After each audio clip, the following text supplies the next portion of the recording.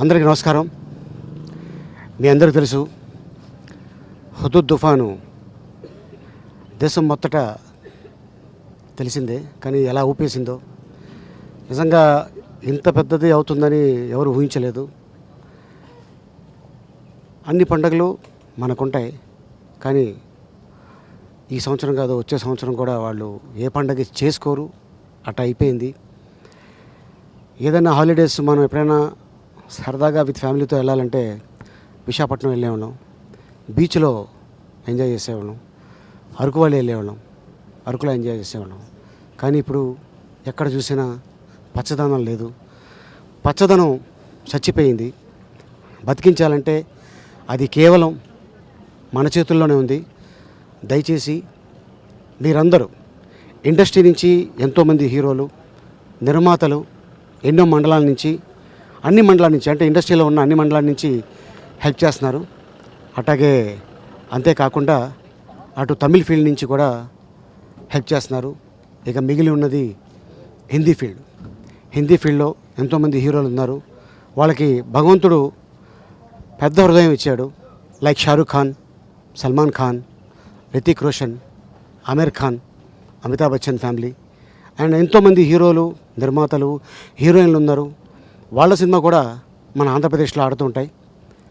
And వాళ్ళని ఎంతో అభిమానిస్తుంటారు మన తెలుగు ప్రేక్షకులు. ఈరోజు మన తమ్ముళ్ళకి, మన అన్నలకి, మన చెల్లెలకి, మన అమ్మలకి ఇప్పుడు ఎంతో అవసరం వచ్చింది, మన అవసరం వచ్చింది. సో మనంతా ఆదుకోవాలి. అలాగే నాట్ ఓన్లీ సినిమా ఫీల్డ్, ఎన్నో రంగాల్లో ఎంతోమంది ఉన్నారు. దయచేసి లాయర్స్ కానీ, డాక్టర్స్ కానీ అన్ని రంగాల్లో నుంచి హెల్ప్ చేస్తేనే మన తమ్ముళ్ళు, మన చెల్లెళ్ళు, మన అమ్మలు బాగుంటారు. దయచేసి అలాగే హిందీ ఫీల్డ్ నుంచి, అలాగే కర్ణాటక ఫీల్డ్ నుంచి, మలయాళం ఫీల్డ్ నుంచి, ఎక్కడో పక్క రాష్ట్రంలో ఏదో న్యాచురల్ క్లైమేట్ వచ్చి నాశనం అయిపోతే మనకెందుకులే అని వదులుకుంటే మన రాష్ట్రం బాగుపడదు. సో అందుకని చెప్పేసి మనకెందుకులే అని అనుకోకుండా మేము హెల్ప్ చేసిన రోజులు ఉన్నాయి. కాబట్టి సో మేము చెప్పేది ఏంటంటే, నా రిక్వెస్ట్, నా సైడ్ నుంచి మీరు కూడా సహకరించండి. వాళ్ళకి మీతోటి సాయం ఎంతవరకు అయితే అంతవరకు సాయం చేస్తారని ఆశిస్తున్నాను. సో ఒక సామాన్యుడు మానవుడుగా, ఎందుకంటే అక్కడే మనం ఉండుంటే ఎంత అనుభవించేవాళ్ళం నాకు తెలుసు. 3 రోజులు కటిక చీకట్లో ఉన్నారు. నీళ్లు లేవు తాగడానికి, తినడానికి తిండి లేదు.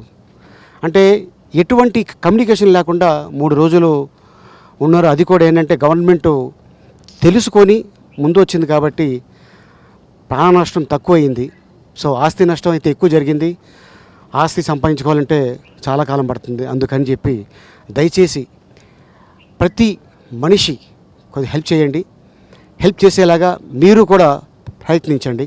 సో ఇది నా తరఫున నేను సాయం చేసేది 1 లక్ష రూపాయలు నేను సాయం చేస్తున్నాను. సో ఎవరికి తోచింది వాళ్ళు హెల్ప్ చేయండి. మన తమ్ముళ్ళని, మన అమ్మల్ని, మన చెల్లెల్ని, మన అక్కల్ని మనం కాపాడుకుందాం. మన దేశాన్ని కాపాడుకుందాం, మన రాష్ట్రాన్ని కాపాడుకుందాం. Thank you very much. ఈ అవకాశం కల్పించిన మీ అందరికీ మరొకసారి కృతజ్ఞతలు తెలుపుకుంటున్నాను. మీ ఆలీ.